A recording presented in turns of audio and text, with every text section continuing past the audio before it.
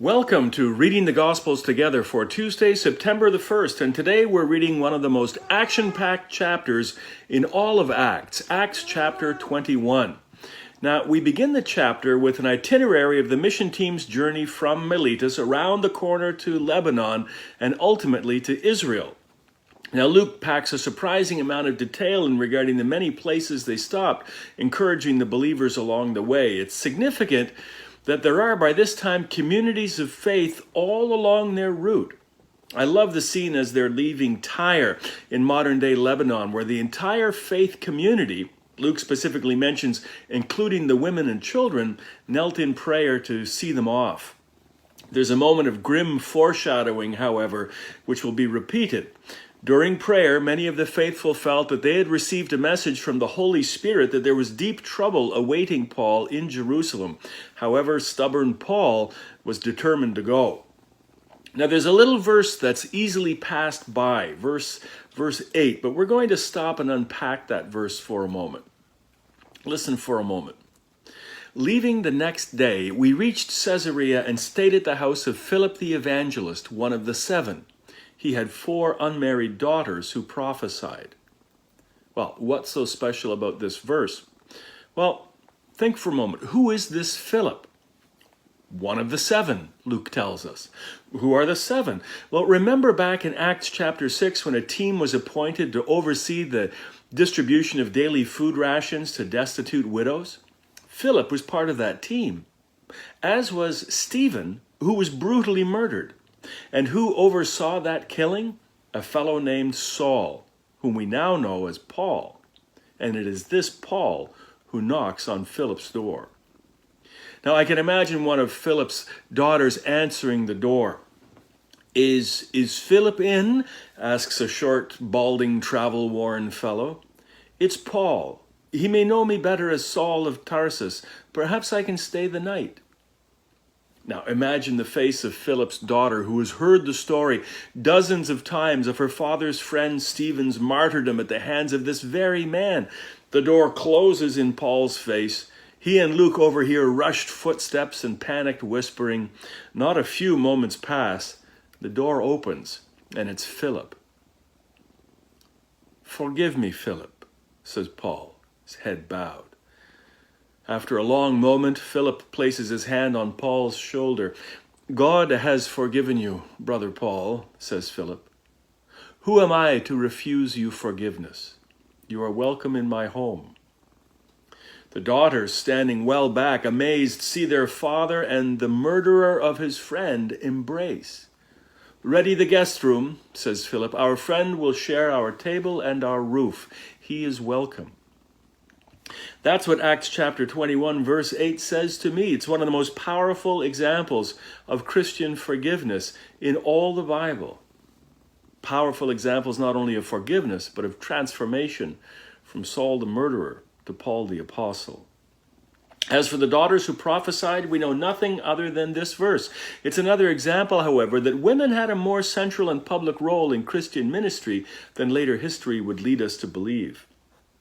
Well, following another dire warning of what awaits Paul in Jerusalem, the team nevertheless arrives there and they go straight to Jesus' brother James, the head of the Jerusalem church, where they're greeted warmly by James and the assembled elders, and they receive the news of the ministry successes among the Gentiles with great joy.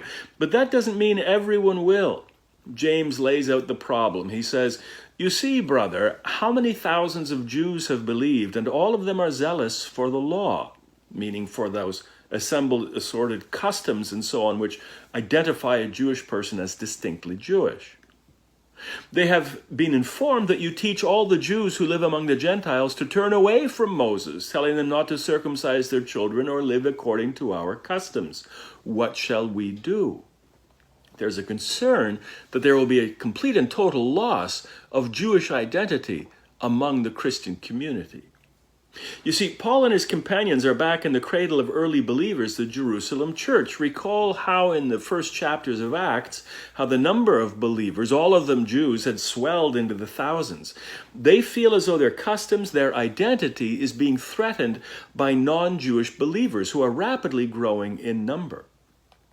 Now, the problem is not isolated to that period of time. A friend of mine pastors a church in Ontario. What was once a large white Anglo-Saxon congregation has dwindled as the community has been changing to predominantly non-white South Asian population. Happily, there is a breath of life as South Asian Christians have begun to attend the church in numbers, enthusiastically bringing with them their musical and culinary customs. Once filled with only white faces, the majority of faces is quickly becoming brown. You'd think there would be rejoicing that the pews are filling again, that there's life in the old building, but the old guard has put up resistance, a common complaint being, those people are taking over. I hardly recognize my church anymore. Well, that's because it isn't your church, it's God's church. And following Jesus goes well beyond skin color and custom. And speaking of skin color, it's interesting that the New Testament, while often speaking of divisions between people along national, ethnic, social strata, and gender lines, never once mentions skin pigmentation as an object of prejudice or distinction.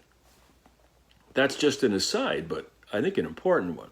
So the Jerusalem church is feeling threatened by the Gentile believers. What is Paul, seen as the primary source of the problem, what is Paul going to do? Well, James advises Paul to give a sign of support to some Jewish believers who have made a vow, probably a Nazirite vow, which we heard Paul himself doing earlier in Acts. Remember the bit about Paul shaving his head? Paul is going to join them in their vow and finance their offerings. He will in this way demonstrate his Jewishness and his support of the Christians who feel it vital to maintain their Jewish customs. As it turns out, it isn't the Jewish Christians Paul has to worry about, it's rather his fellow Jews who feel he's taking people away from the true Jewish faith, that to claim Jesus as Messiah and Son of God is to commit nothing short of blasphemy. Paul has run into trouble with them throughout his journeys, and while he's worshiping at the temple, some of his old opponents from his mission journeys recognize him. Assuming that he's brought Gentiles with him into the temple, a tremendous offense, they raise a ruckus which is soon whipped into a riot, and suddenly Paul is in danger of being beaten to death. Now the Romans, who hate nothing more than a riot, their main job is keeping the peace, soon step in, grab hold of Paul, and whisk him into the barracks, likely the Antonia fortress on the northwest corner of the Temple Mount, quite possibly the very spot where Jesus began his long Good Friday carrying the cross to Golgotha. Now, curiously, the commander thought that for some reason he had arrested an Egyptian rebel leader. When Paul addresses him in educated Greek, and identifies himself as a Roman citizen who has a lot of rights in this kind of a situation, the surprised commander gives him permission to address the crowd. And we'll hear that speech and the reaction of the crowd tomorrow with chapter 22. Just as a hint, I hope that none of my sermons or studies ever receive the kind of reaction Paul gets as a result of his speech. We'll see you tomorrow.